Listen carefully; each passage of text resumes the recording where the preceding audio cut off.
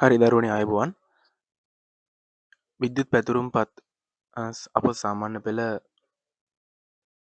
ICT විෂයේ pass paper විද්‍යුත් පැතුරුම්පත් ප්‍රශ්න සාකච්ඡා කරන්න යන වීඩියෝ සෙට් එකේ මේ දෙවැනි වීඩියෝ එක මේක සාකච්ඡා කරන්නේ 21 සාමාන්‍ය පෙළ ප්‍රශ්නය. පස්වෙනි ප්‍රශ්නේ දෙවැනි කොටස තමයි විද්‍යුත් පැතුරුම්පත් ඇවිල්ලා තියෙන්නේ.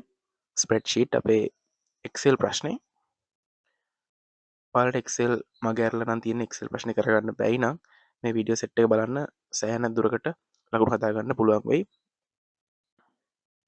හරි ඉතින් කලින් වීඩියෝ එකේ කරා වගේම ඇවිල්ලා තියෙන Excel sheet paper එකේ ආපු Excel sheet එක එහෙම මම Excel එකට හදාගෙන තියෙන්නේ.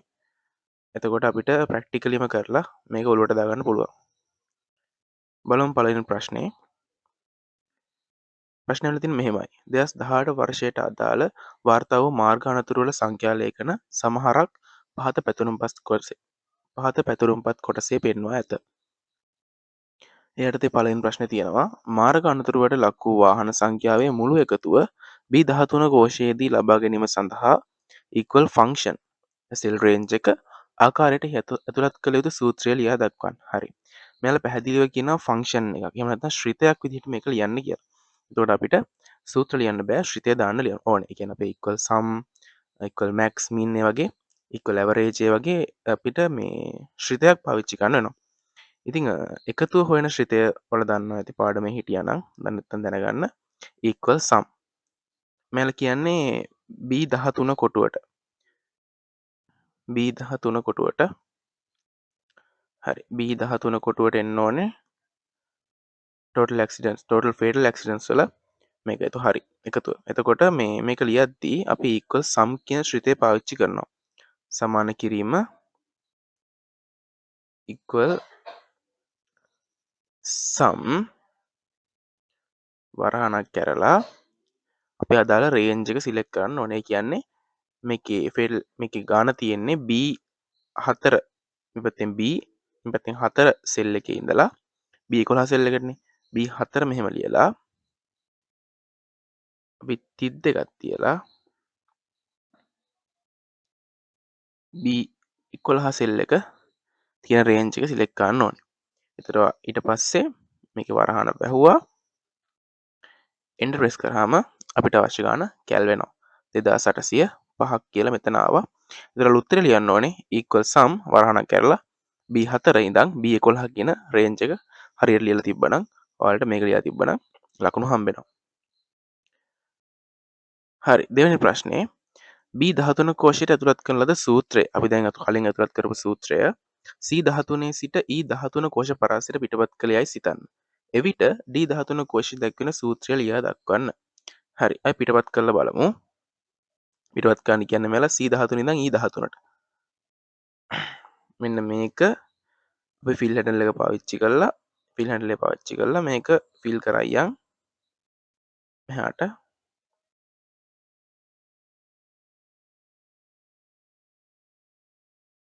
පුරවයියන්. හරි. එතකොට මෙයාලා අහන්නේ D13 කෝෂය. D13 කෝෂයේ ඇවිල්ලා තියෙන සූත්‍රය. ඉතින් ඔයාලට මෙතන බලා ගන්න පුළුවන් සූත්‍රය ඔයාලට මේක හදලා බලන්න බෑනේ එක්සෑම් එකේදී. ඔයාලා මෙන්න මේ වගේ මෙතන ලිව්ව සූත්‍රෙම තියෙනවා. ඒකේ ආවේ මෙන්න මේ රේන්ජ් එකේ එකතුව. මෙන්න මේ රේන්ජ් එකේ එකතුවනේ ඒකේ ආවේ. ඒ වගේ මේක මෙහාට ෆිල් හැන්ඩල් පාවිච්චි කරලා කොපි කරාම මෙතන එන්නේ මේ රේන්ජ් එකේ එකතුව. ඒ වගේ මෙතන එන්නේ මෙන්න මේ රේන්ජ් එකේ එකතුව. දැන් ඔයාලට පේනවා මෙන්න මෙතන සූත්‍රය අපිට බැලුවාම මෙතන ෆෝමියුලා බාර් එකේ equal sum D4 මෙන්න මේ සෙල් එකේ ඉඳලා D11 කියන මෙන්න මේ රේන්ජ් එක තමයි පෙන්වන්නේ. කියන්නේ මෙන්න මේ රේන්ජ් එකේ තමයි මෙන්න මේ රේන්ජ් එකේ දත්ත තමයි ඔය සම්මයක් ඇවිල්ලා තියෙන්නේ. හරි. එතකොට ඔයාලා උත්තරේ ලියන්න ආපුවාම උත්තරේ ලියන්න ඕනේ මෙන්න මේ equal sum D4 ඉඳලා D11 වෙනකන් කියලා මේ විදිහට ෆෝමියුලා ලිව්වනම් ශ්‍රීදේක උත්තරේ හරි. ඊළඟ ප්‍රශ්නේ ඉතා බරපතල කාණ්ඩයේ අනතුරු වල වාර්තා වී ඇති අවම අගය D14 කෝෂයේදී ලබා ගැනීමට එහි ඇතුළත් කළ යුතු සූත්‍රය. වාර්තා වෙති අවමාගය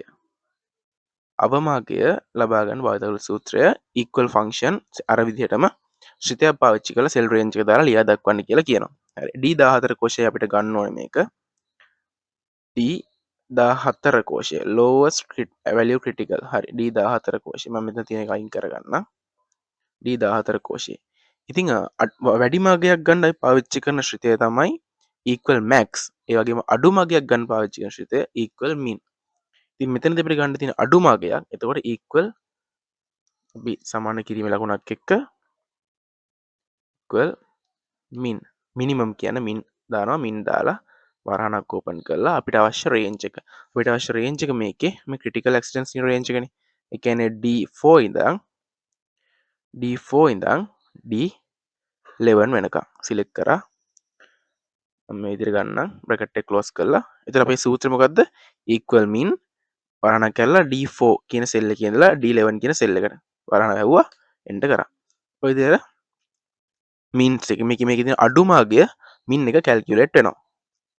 හරි. ඔයාලා මෙතන උත්තරේ විදිහට ලියන්න ඕනේ. එතකොට මෙන්න මෙතන තියෙන ෆෝමියුලා එක අපි ලියුව ෆෝමියුලා එක equal min කියලා වරහණක් කරලා අවශ්‍ය රේන්ජ් එක D4 ඉඳන් D11 වෙනකන් තියෙන රේන්ජ් එක දීලා වරහණ වහලා අර උත්තරේ ලියුවා නම් ලකුණු හම්බ වෙනවා. හරි. ඊළඟ ප්‍රශ්නේ ඕනෑම අනතුරක ඉහළම අගය B15 කෝෂයේ ලබා ගැනීමට ලිවිය යුතු සූත්‍රය සඳහා අදාළ කෝෂ පරාසය සෙල් 5 සෙල් 6 ආකාරයට ලියා දක්වන්න. හරි. එක්සැම්පල් එකක් දීලා තියෙන සෙල් රේන්ජ් එක ලියන්න. කෝෂ පරාසය තමයි ලියන්න කියලා තියෙන්නේ. හරි. මෙයා කියන්නේ ඕනෑම අගයක් කියලා. හරි.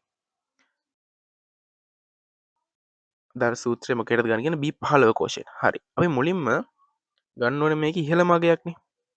ඉහළම අගය තමයි ගන්න ඕනේ. ඉහළම අගය නම් මම මොකද්ද කිව්වේ? අපේ ශ්‍රිතය මෙයාලා ගන්න කියන්නේ ඒක B15 කෝෂයට. B15 මේකම දාලා තියෙනක මම අයින් කරගන්නම්. ඉහළම අගයක් ගන්නවා නම් equal max තමයි ශ්‍රිතය. equal max වරහණක් කරලා මේ කියන්නේ සියලුම තියෙන මේ අනතුරු වර්ග වලින්. එතකොට අපිට මෙන්න මෙතන ඉඳලා මෙන්න මේ සම්පූර්ණ රේන්ජ් එක ගන්න වෙනවා. ඒ කියන්නේ මම මේ සිලෙක්ට් කරන රේන්ජ් එක. මෙන්න මේ සම්පූර්ණ රේන්ජ් එක ගන්න වෙනවා. එතකොට ඔයාලා දැනගන්න ඕනේ මේකේ ආරම්භක සෙල් එක මොකද්ද අවසාන සෙල් එක මොකද්ද මේ රේන්ජ් එකේ ආරම්භක සෙල් එක වෙන්නේ. එතකොට මෙන්න මෙතන B4 කියන සෙල් එක. මෙන්න මේක ආරම්භක සෙල් එක කියලා අපි ගන්නවා. ඒ වගේම මේකේ අවසාන සෙල් එක කියලා ගන්න මෙන්න මේ සෙල් එක. ඒ කියන්නේ E11 කියන සෙල් එක. E11 සෙල් එක. ඒ කියන්නේ B4 ඉඳලා E11ට වෙනකන් රේන්ජ් එක ඔයාලා සිලෙක්ට් කරලා තියෙන්න ඕනේ. ඊට පස්සේ බ්‍රැකට් එක වහලා එන්ටර් ප්‍රෙස් කරා නම් ඔයාලට මේක කැල් වෙනවා.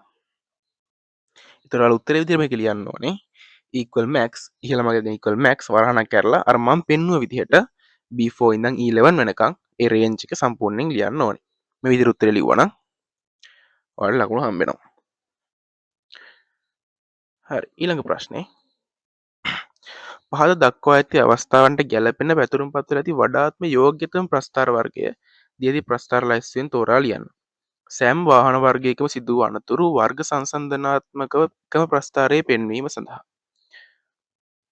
සෑම වාහන වර්ගයකම සිදු වූ අනතුරු වර්ග එකම ප්‍රස්ථාරයේ පෙන්වීමට නම් වර්ගඵලද ස්තම්භද වටද විසිරි ප්‍රස්ථාර කියලා අහන්නේ. මෙතෙන්දී අපිට වැඩිපුරම ගැලවෙන්නේ ස්තම්භ ප්‍රස්ථාරය ගැලපෙන්නේ. ඔයාලා ඒක සාමාන්‍යයෙන් හිතලා ගන්න තමයි තියෙන්නේ. විවිධ වාහන වර්ග සංසන්දනාත්මක පෙන්වන සංසන්දනය කරලා පෙන්වන්න අපිට ගැලපෙන්නේ මේකේ ස්තම්භ ප්‍රස්ථාර තමයි. එක් එක් වාහන වර්ගවල මාරක අනතුරු සංඛ්‍යාව දැක්වීම සඳහා මෙතනදී මේ පාවිච්චි කරන්න වෙන්නේ වට ප්‍රස්ථාර කියන එක. සංඛ්‍යාවක් මේ දක්වන්න ඕනේ වට ප්‍රස්ථාරයක් පාවිච්චි කරනවා. මේ ප්‍රශ්න ටික නම් හිතලා වල ලියන්න තියෙන්නේ සාමාන්‍ය දැනීමෙන් ලියා දාන්න. උඩ ප්‍රශ්න ටික තමයි වැදගත් ටික අපිට මේකේ තේරුම් ගන්න තියෙන ටික. හිතනවා තේරෙන්නේ නැති කියලා. හරි එහෙනම් තව ඩිස්කෂන් එකකින් හම්බෙමු. හොඳට වැඩ ටික කරගෙන යන්න. ජය වේවා.